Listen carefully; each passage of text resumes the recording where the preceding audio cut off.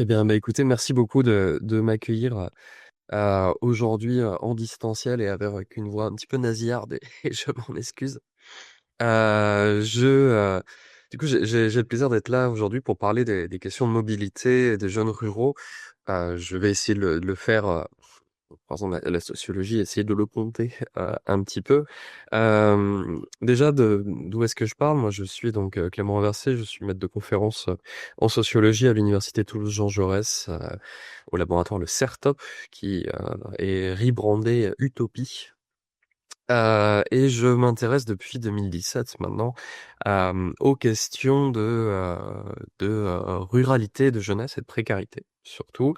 J'ai fait une thèse du coup de 2017 à 2021 qui a été poursuivie là jusqu'à une enquête qui a fini en 2025, qui a donné lieu à mon premier né qu'on ne voit pas beaucoup peut-être, qui s'appelle La vie de Cassos, jeunes ruraux en survie, et qui s'intéresse un petit peu aux stigmates du cas social, et puis qu'est-ce que ça fait d'être un jeune qui vit au milieu rural et qui finalement a un petit peu tout contre lui, qui est mal vu, qui n'a pas de diplôme, qui n'a peu ou pas de travail, qui n'arrive pas à être indépendant face à sa mobilité.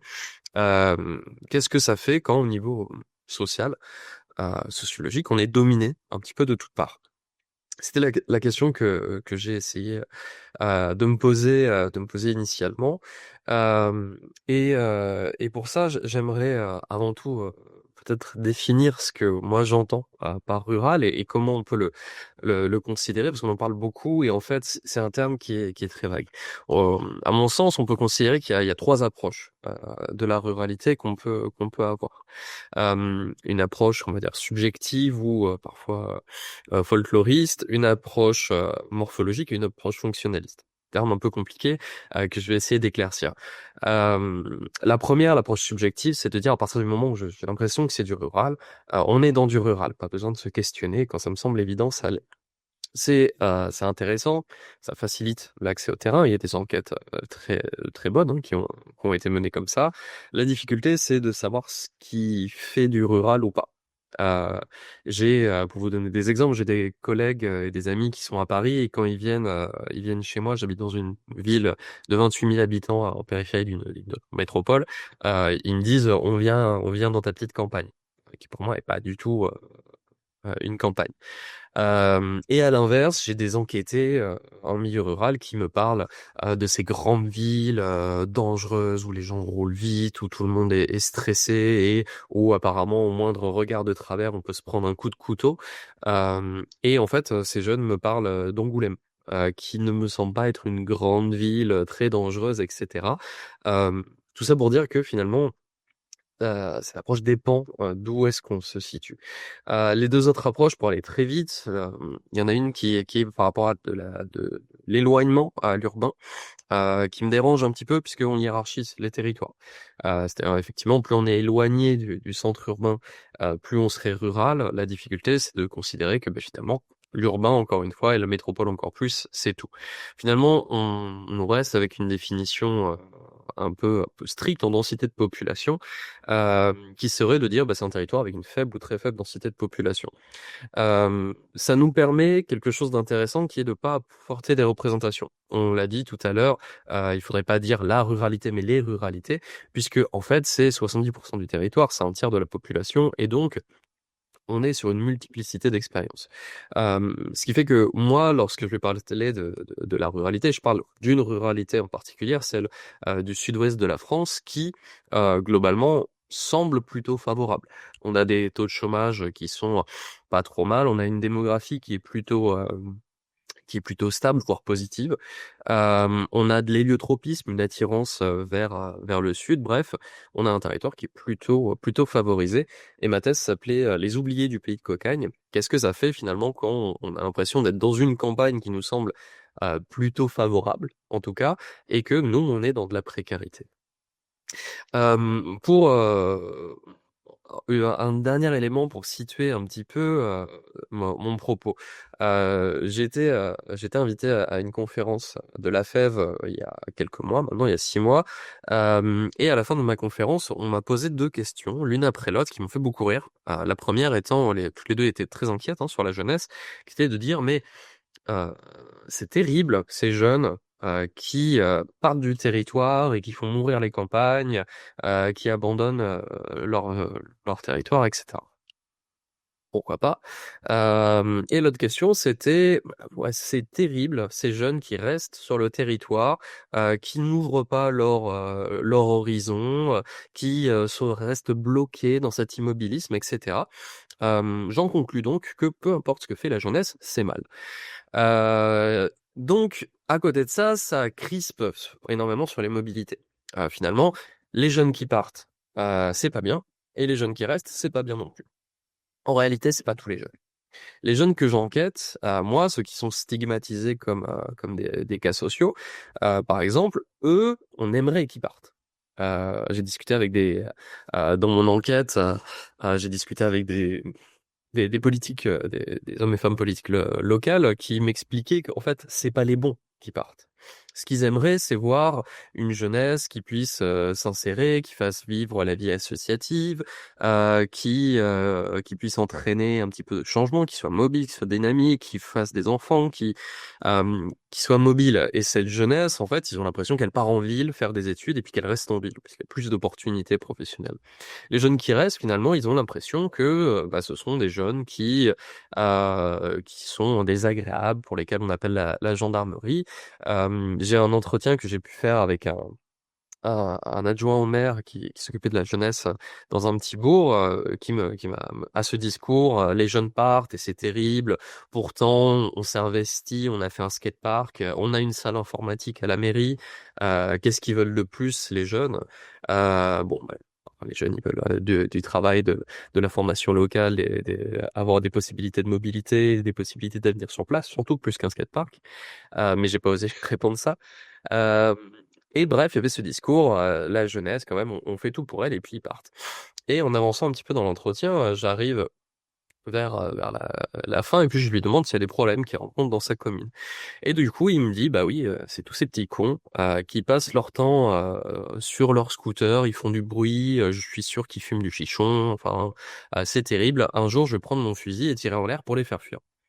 On est donc passé d'une jeunesse qui devait rester sur place à une jeunesse qui dérange sur place.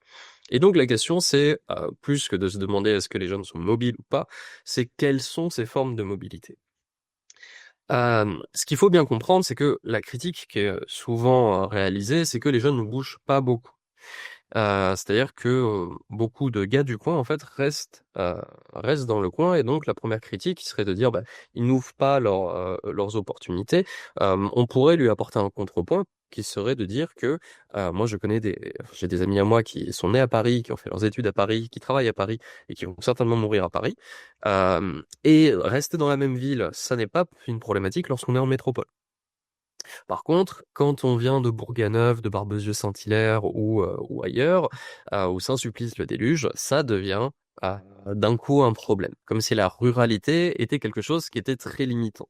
Je peux que vous conseiller un article que je trouve super d'Orange et Renard, qui s'appelle Que des ploucs, des bouseux et des pecnos, dans le manuel indocile de sciences sociales qui répond à ces images qu'on peut se faire de la ruralité. Donc on a cette idée finalement d'une ruralité qui est bloquée, qui est immobile. Parce qu'aujourd'hui la vie urbaine, bah, mine de rien est une vie de mobilité. Moi je bouge entre, différentes métropoles en tant que chercheur pour faire des conférences. Hem, mais, paradoxalement, bah, les jeunes sur le terrain, ils sont, forcés à, un mode, de mobilité énorme. Qu'est-ce que je veux dire? C'est qu'ils sont dans de l'hypermobilité du quotidien pour réussir à travailler. En réalité, puisqu'il faut réussir à s'insérer professionnellement, eh bien, il faut faire, 15 kilomètres dans un sens, pour aller voir des amis, il faut refaire 10 kilomètres dans un autre sens. On veut aller faire un bisou à sa copine, on refait 10 kilomètres dans un autre sens. Bref, les jeunes, en fait, sont immobiles au sens large, mais dans cette ruralité, doivent être, énormément mobiles. Hem Et c'est là, pour, ces jeunes-là, que la difficulté, arrive. Effectivement, comme je l'ai dit, moi, les jeunes que j'enquête sont des jeunes qui n'ont pas de diplôme, qui sont souvent stigmatisés mais qui veulent s'insérer professionnellement, hein. Il faut arrêter le mythe du jeune qui ne veut plus travailler. Pour cela, si vous êtes patient, dans 1 mois, il y a un livre qui sort qui s'appelle «Le petit guide de survie aux discussions des repas de famille», dans lequel Dominique Méda explique, très bien sur le rapport de la jeunesse au travail. Et bah, ces jeunes-là, qui décrochent scolairement, ils veulent se réinvestir dans l'emploi et ils arrivent à toucher, parfois un petit peu à quelques petites missions d'intérim. Ils arrivent peu ou pas du tout à se stabiliser dans l'emploi, parce qu'on ne veut pas vraiment d'eux, parce que le marché du travail est fait de telle manière qu'il y a plus de possibilités, d'insertion professionnelle. Et en discutant avec des chefs d'entreprise, ce qui fait, la différence, de l'insertion, c'est 2 choses. C'est la capacité, d'être mobile et c'est surtout la disponibilité du jeune. Ce qu'on veut finalement, c'est avoir une main-d'œuvre flexible jusque dans leur instabilité, parce qu'elle permet de répondre à des flux d'activité. Ça coûte moins cher d'embaucher, si je suis boulanger, un jeune supplémentaire, 3 semaines pendant les fêtes, 1 semaine pendant Pâques, et cetera, plutôt que l'avoir toute l'année au cas où mon activité, augmente en flux. Donc finalement, les jeunes que je rencontre, c'est une main-d'œuvre de remplacement, heu, qui du coup, devient de plus en plus précaire et qui ne peut, toucher à de l'emploi que si elle est disponible. Ce qui veut dire qu'il faut parfois accepter des missions d'intérim de, 2-3 heures, faire 15 kilomètres, pour y aller, parce qu'on sait très bien que l'agence d'intérim va nous rappeler si jamais on refuse trop. Donc on accepte un petit peu tout. Et en plus de ça, bah, il faut réussir à accéder. Alors on a beaucoup de jeunes qui disent qui m'expliquent, qu'ils mentent, sur leur CV en disant: «Bien sûr, j'ai la voiture» et cetera, parce qu'ils savent très bien que sans voiture, ils seront pas pris. J'ai fait un entretien avec une jeune qui m'expliquait être absolument dégoûtée parce que, elle avait postulé au Leader Price, qui est à 10-15 minutes à pied à côté de chez elle, et elle a été refusée parce qu'elle avait pas de permis. En me disant: «Mais enfin 10 minutes à pied, il y a aucun souci, pour les faire». Bref, pour eux, la voiture, c'est l'élément qui va, être déterminant dans leur insertion professionnelle. Au même titre, on a une enquête de Brigitte Bouquet qui montre que, avec un niveau CAP, BEP en milieu rural, les chances d'insertion professionnelle sont 2 fois plus fortes lorsque l'on a une voiture que lorsque l'on n'en a pas. Et lorsqu'on n'a pas du tout de diplôme, c'est-à-dire qu'on n'a plus grand-chose à proposer dans une société du diplôme, hein, même en milieu rural, la mobilité devient un enjeu central. À côté de ça, il y a également les travaux de Yael Amselem-Mangui qui montrent que la nécessité d'inviter et d'être invité en réciprocité, hein, une sorte de don contre don, parler à Lamos, hem dans les relations sociales et ces relations, elles permettent aussi d'avoir accès à un capital, d'autonomie, de précarité, à avoir, des bons plans, des petites missions en black, se créer des relations, ne pas être isolé aussi. Hem et donc finalement, bien plus qu'ailleurs, cette question de mobilité, elle est centrale. À côté de ça, est-ce que ces jeunes, on a vu, ils doivent être hyper mobiles, mais est-ce que ces jeunes veulent partir de leur milieu rural? En réalité, moi, les jeunes que j'ai rencontrés, ils ne sont pas, ils se sont pas, pardon, enracinés dans leur territoire. Ce qui veut dire qu'il y a pas cette idée de déracinement s'ils devaient partir. Si on devait faire une métaphore, on dirait qu'ils sont plutôt ancrés, dans le sens où ils ont une ancre. Cette ancre, c'est souvent leur famille et ils me disent tous que, bah, si, toute leur famille partait à l'autre bout de la France, ils partiraient sans aucun souci. Déjà parce qu'ils sont mal vus dans leur territoire. Du coup, il y a peu d'intérêt, de rester dans un endroit où on se dit, cramé, ou stigmatisé en termes plus sociologiques. Hem et donc, bah, finalement, tant que cette encre reste, on reste sur place. Mais à côté de ça, beaucoup ont des discours sur le fait de partir, parce qu'on a entendu des bons plans. J'ai plein de jeunes qui m'expliquent qu'il paraît qu'en Bretagne, il y a plein de travail. Il paraît que, si je pars en Belgique, on me paye super bien, il y a pas besoin de diplôme et cetera. On a plein de «il paraît», j'ai entendu qu'à un autre endroit, il y aurait une sorte d'Eldorado, qui nous permettrait de gagner super bien notre vie sans diplôme, en travaillant, très peu et cetera. Hem Le fait est que, bah, ces jeunes ne partent pas beaucoup. Déjà parce que partir implique d'avoir de quitter le filet de sécurité que pourrait être la famille, les amis sur place. Si on rate son insertion, on a toujours, la possibilité de rentrer chez papa et maman. Ça disparaît, entièrement et donc on essaye de se dire que, on reste sur place pour la famille. En réalité, il y a une très grande immobilité, de manière générale. Il y a des cas particuliers, par exemple, le fait de se faire griller sur un territoire. Je repense à une de mes enquêtées qui avait eu des relations sexuelles avec certains garçons et donc elle a eu une très mauvaise réputation. C'en est venu jusqu'à des menaces de mort et donc elle a dû partir vivre ailleurs.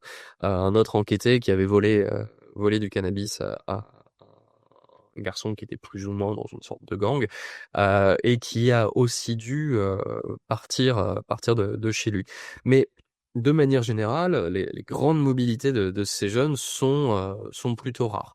On reste sur une logique, de rester au sein de son territoire, et c'est beaucoup plus un discours puisque partir ce serait un pari risqué. Heu, on dit souvent qu'on doit rester, par une forme de loyauté envers sa famille, mais finalement on reste et il faut garder en tête qu'il faut être extrêmement mobile. Hem, je finirai sur le fait que tout ça a des coûts, heu, sur la mobilité. Heu, il faut déjà être capable, de payer, son permis, de payer sa voiture, de payer son assurance, de payer l'essence. Et pour des jeunes qui arrivent à peine à toucher du travail, ils se trouvent dans un cercle vicieux. J'ai plusieurs de mes enquêtés qui me citaient la chanson d'Orelsan. Il me dit: «Il te faut une voiture pour aller bosser, mais il te faut un travail pour acheter la voiture». Et donc, beaucoup sont en fait dans ce cercle vicieux, où ils n'arrivent pas à toucher à de l'emploi, parce qu'ils n'ont pas de voiture, mais ils n'ont pas de voiture parce qu'ils n'ont pas d'argent et parce qu'ils n'ont pas de travail. Et ça devient extrêmement difficile. Ajoutons à ça, le fait que ces dépenses sont difficiles à mobiliser, chez, un entretien, par exemple, d'une jeune fille qui m'explique que pour aller travailler, vu elle est dans un mi-temps qui est très peu payé, pour payer l'essence de sa voiture, elle échange, ce qu'elle appelle elle de la débrouille, elle fait une fellation, tous les week-ends à un ami, pour qu'il lui fasse le plein d'essence. Et ben, on a des discours, de prostitution. J'ai, un jeune qui m'expliquait une fois avoir, fait la nourrice, donc garder de la drogue chez lui, pour, pouvoir, faire le contrôle technique de sa voiture, parce qu'il avait plus assez d'argent pour le faire. Bref, la mobilité est une contrainte et dans le cas où on a des jeunes qui sont vulnérables, on peut se retrouver avec des situations comme ça. À côté de ça, ajoutons que, bah, les classes populaires, notamment les classes ouvrières, sont celles qui sont le plus touchées en milieu rural par la mortalité, sur les routes, heu et que, bah, malheureusement, parmi mes enquêtés, tous connaissent quelqu'un qui a eu un accident de la route, souvent grave, voire, qui en sont décédés. Donc il y a un ensemble de coûts, qui est invisibilisé avec une nécessité, qui a été centrale. On l'a vu avec le mouvement des gilets jaunes qui a très largement, pris à ce moment-là une population qui ne se mobilisait pas, parce que ça touchait, finalement à un besoin du quotidien. Je vais m'arrêter là et je vous remercie.